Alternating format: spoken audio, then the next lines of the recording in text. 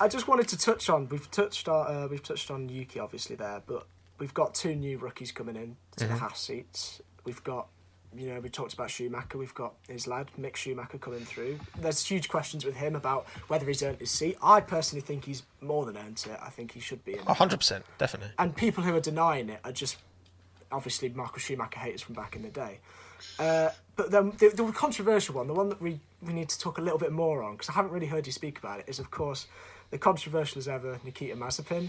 Oh yes. I just want to get your opinions on. Obviously, we've got the Wesaynotomazepin campaign. Do you think he should be racing in F1? I mean, look, Mazepin's not first of all on track. He's not proven he's got the ability to perform in F1. But then he's not the only person. You could say that about Stroll, for example. You could say that about Latifi. Drivers who had not the most impressive junior careers getting into F1 because of money, because of other factors, right? It's a part of F1, always has been. Hopefully won't always will be, but always has been. And you know what, like I say about Stroll, he's gone on to prove that, I think Stroll has gone on to prove that he's good enough to be in F1. I have to agree, yeah. And I think Latifi could do the same. I think Mazepin could do the same. Purely talking on track, and obviously Mazepin's had his kind of run-ins, like squeezing people into the wall as well. He's quite aggressive on track. He's like Ben in league racing. Oh, mate, genuinely. You're one of them. On the game, I'm a joke. He's awful. I hate myself when I'm racing. I'm so just. I don't care about anyone else. It's so bad. It brings out the worst in you. It really does. Me and Monty have had full-blown arguments about the last corner. I undercut him. Me and him have had a full-blown argument for about 20 minutes. Having proper stewards afterwards looking at the replay. Giving each other grid penalties at the end. You track extended by 0.4 of a milliliter. Look, obviously with everything that's come from, Mazepin and all this shit. I mean, look, I said it at the time. I think the guy's continually... The actions that whether it's punching Callum Ilott, whether it's, just being a dick. His personal life isn't great. Look, I don't know the guy. Especially with the woman thing as well. The thing is that I don't know the guy, right? Yeah. But these things continue to happen, can only paint a picture that he's a bit of a... And I've said this before and I'll say it again, I've got nothing to suggest that he isn't.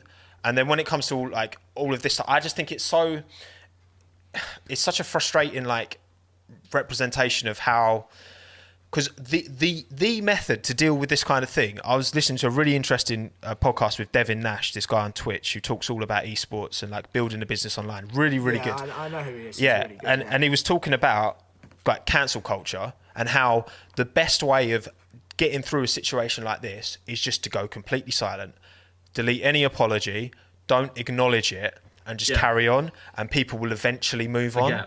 And that's why, which is not right, because listen, I think that as long as the guy can show some genuine remorse and that he is genuine, because he admitted in his statement initially that the actions, not just the fact he posted it on social media, the actual actions were wrong. He admitted that himself. Yeah. So you see people defending him, saying, "Well, actually, she consented." No, he said himself that the actions were wrong. He needs to hold himself to a higher standard. So exactly. It shows that he knows he's done wrong. But the thing is the approach that they're taking from a PR and media point of view, and the fact that F1 are going to carry this We Race as One badge, yet they're not going to step up when, there are genuine questions that need answered. I mean, I'm not looking for the guy to be cancelled from the human race forever, okay? It's a young F1 race. Yeah. F1 race. But that's what I mean. That's a privilege to be racing in F1. And surely, if you ask me, a representative punishment, a consequence of your actions would be losing that seat. Unfortunately, he's the thing is, Nikita's dad isn't just rich. He's 3 times richer than Lance Stroll's dad. He's got 8 billion? It's 7.5 billion. It's something ridiculous. Mad. Yeah. And this is Formula One. And we can't escape for the fact that money talks. And that I don't agree with the situation. I don't think he should have a seat, but and I just hope that because ultimately what matters more than any of us talking about it or any of us trying to We Say No to Mazepin online, is that he acknowledges his actions were wrong and he is a better person for it. That's all I care about. I hope Haas are doing the right thing and actually like giving it to him and telling him like this ain't right and helping him like learn what he needs to. Because look, F1 drivers, they grow up in very sheltered lives, and you can see where some drivers wouldn't have maybe the the life skills of others, but I'm sure his dad's made show. him hold a very, very sheltered life with a net worth of like 1.3 billion. 1.2 I mean, billion. exactly. And also, like Tom said, these guys are touring around Europe. They're not really having not much of a social life, are they? No. Like I think Lando's one of the only. Lando and Daniel, and I can understand why you're rooting for them because they're some of the only drivers that show personality. I think George does now. I think Alex is quite good in the media and all of this, and it's getting better. But with the Hamilton era, I think it was very, very PR based. It was very, very like this is how it is. But also, that's how F1 when Eccleston was in charge. Drivers weren't allowed to post on social media. It was almost like F1 social started in 2017 or whenever. But like that's when it all of a sudden the drivers could express themselves without Bernie Eccleston calling them up and having a go and say, take down that Instagram story. Like genuinely, that's kind of how. And you say even someone like Lando. I was going to say, there you go, Lando. Go stream on Twitch, mate. Yeah, exactly. That would never have happened. But also, Lando did grow. Like he's talked about it. He actually, he was rarely at school. He was always going around flying to Spain to do races and shit like that. So it's like, these drivers do have like very unique upbringings because you have to like start so early and all that. But again, touching on Nikita, like that doesn't excuse what he's done in any way, shape or form. But I think it's important to understand why and how these kind of situations occur so that we can like F1 can try and do what it can to put things in place to try their best. Look, ultimately, like people will do stuff, people will do bad things, people will make mistakes, whatever you want to call it, but like there is definitely more the sport can be doing for sure. Yeah, I think you've summed that up perfectly, really, because I think a leopard never changes its spot. That old analogy, is rings true here. But at the same time, Haas, when it happened, released a statement saying we're going to educate Nikita, and I hope they do. Because if they just say it and are just basically going, right, we'll just have your dad's money and keep you in, that's not the way it should work. Do you not think that brought more attention to it though? Like Tom was saying.